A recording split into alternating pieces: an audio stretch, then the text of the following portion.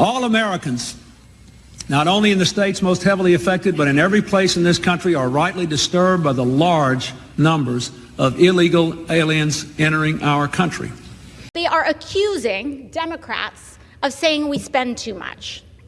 For anyone that wants to entertain that thought, I ask you to think about the last time a person has said in this country that the government does too much for them, that their Social Security check was too high, that teachers are paid too much. When was the last time anyone has heard or seen that? Hey, everybody, did you just hear that? When was the last time anyone said the government does too much? Wow. I mean, just wow. Where do you even begin with a question like that? I'm pretty sure about half the country, give or take, asks that every single day. But hey, that clip you just saw? That's the perfect setup for what I'm about to show you. Welcome back to the channel. Today we're not just watching a clip, we're watching a political masterclass. We're going to see a clip from a congressional hearing where Representative Troy Nehls, the Republican, doesn't just make a point, he flips the entire chessboard over. He just sits there and uses the Democrats' own history against them, and it is just chef's kiss. It's perfect. The clip we're about to watch is his full presentation. It's a few minutes long, but I'm telling you, trust me, you need to see every second of this. It perfectly answers the question we just heard in that opening snippet. So, let's roll the full video. And hey, if you're as tired of the hypocrisy and the gaslighting as I am, and you just love seeing the receipts, do me a solid, smash that like button, hit subscribe, and ring that bell. It tells YouTube you're here for the truth. All right, let's get into this. Members of this committee, please turn your attention to the video screens. All Americans, not only in the states most heavily affected, but in every place in this country, are rightly disturbed by the large numbers of illegal aliens entering our country. The jobs they hold might otherwise be held by citizens or legal immigrants. The public service they use impose burdens on our taxpayers. That's why our administration has moved aggressively to secure our borders more, by hiring a record number of new border guards, by deporting twice as many criminal aliens as ever before, by cracking down on illegal hiring, by barring welfare benefits to illegal aliens.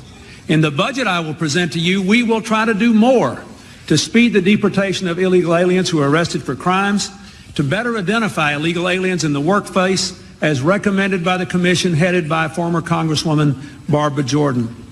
We are a nation of immigrants, but we are also a nation of laws.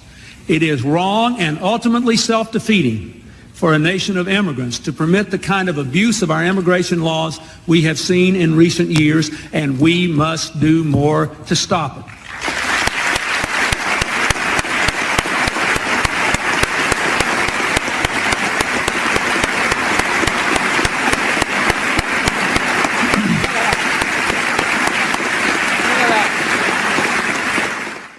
You believe in open borders and complete chaos. Did you notice the bipartisan support in the chamber? As the video was played, everybody was clapping in that chamber. If I were in Congress in 1995, I would have also stood. Because I wasn't, I stand here today. Other than President Donald J. Trump, the greatest president in my lifetime with the most safest and secure border, I believe President Clinton understood just how important border security is to our nation. But boy, oh boy, have times changed. 28 years later, the left has gone off the rails. They've gone completely nuts. They've done just the opposite of what the leader of the Democrat Party, President Clinton, stood for on border security in 1995. This committee's ranking member, he was in Congress in 1995. I assume he stood. It seemed like the majority, if not all of the entire chamber, they stood. Matter of fact, Mr. Clinton delivered his speech in the third year of his first term. And he was reelected in 1996. He beat Bob Dole, won by over 8 million votes, won the Electoral College 379 to 159. He had the support of the American people, and I'm going to assume the ranking member also voted for Bill Clinton in 1996. We have two other members, Miss Jackson and Miss Lofgren. They were both freshmen at the time. I will assume they stood during that powerful speech as well. And do you know why they supported and voted? They voted for legislation in 1996 strengthening our immigration laws. I applaud them for that. So what's changed, folks? What's changed with the Democrat Party? I'll tell you what's changed. If you wouldn't have heard President Clinton's voice or seen his face, you would have thought Donald Trump delivered that speech. I don't believe that President Clinton was called a racist, a white supremacist who hated immigrants, as the left and the dishonest media has painted Donald J. Trump to be. I have a report from the Heritage Foundation titled Tracking Movement of Illegal Aliens from NGOs to Interior of the USA.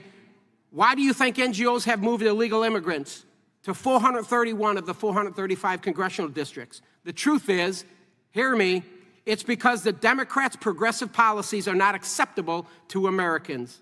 Heritage obtained a sampling of approximately 30,000 cell phones that were tracked to NGOs along border states. They tracked approximately 22,000 devices at 20 NGO locations in January 2022. The same devices were later traced to 431 separate U.S. congressional districts, and of the 52 with the highest rate of tracked devices, 71 of them were Republican congressional districts. The report revealed that it's not a coincidence, folks.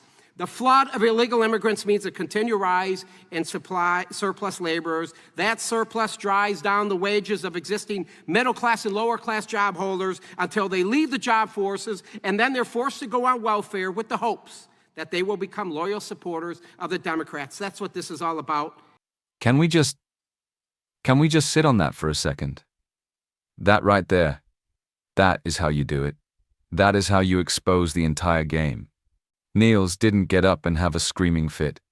He didn't just yell his own opinions. He didn't even really have to do much talking.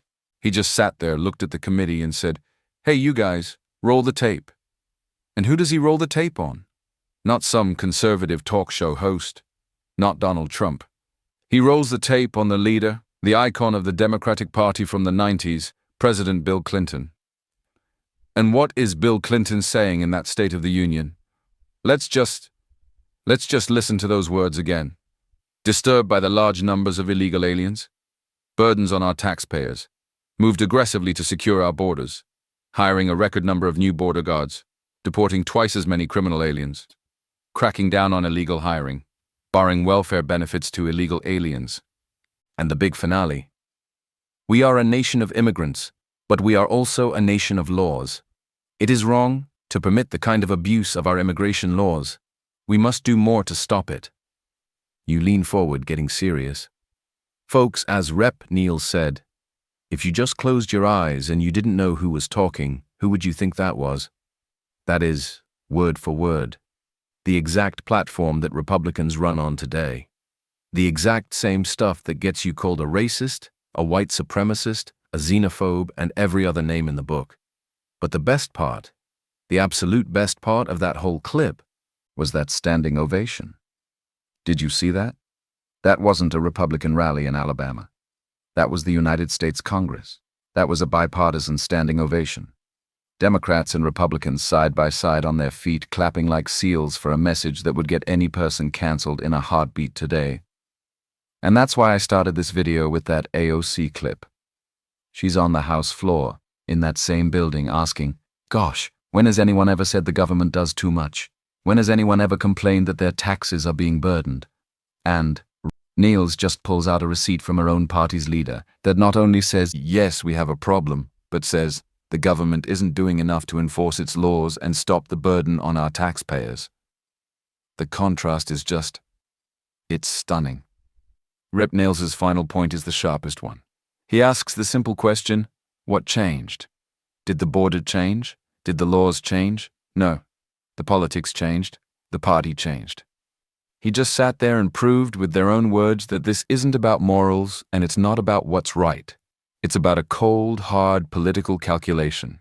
He's saying, you guys know this is a problem. You used to stand and applaud for fixing it. And then he just drops the hammer, citing that Heritage report saying it's all a political strategy to drive down wages and import a new, dependent group of people who will, they hope, become loyal supporters of the Democrats. Man, you can't argue with that. You can try, but you can't argue with their own president. What a move. That's how you debate. You don't just win the argument. You show everyone they've been lying the whole time. Anyway, that's just my take. What do you guys think? Let me know down in the comments. Is this the biggest, most obvious flip-flop in American political history? I really want to hear what you have to say. Thanks for watching. Till next time.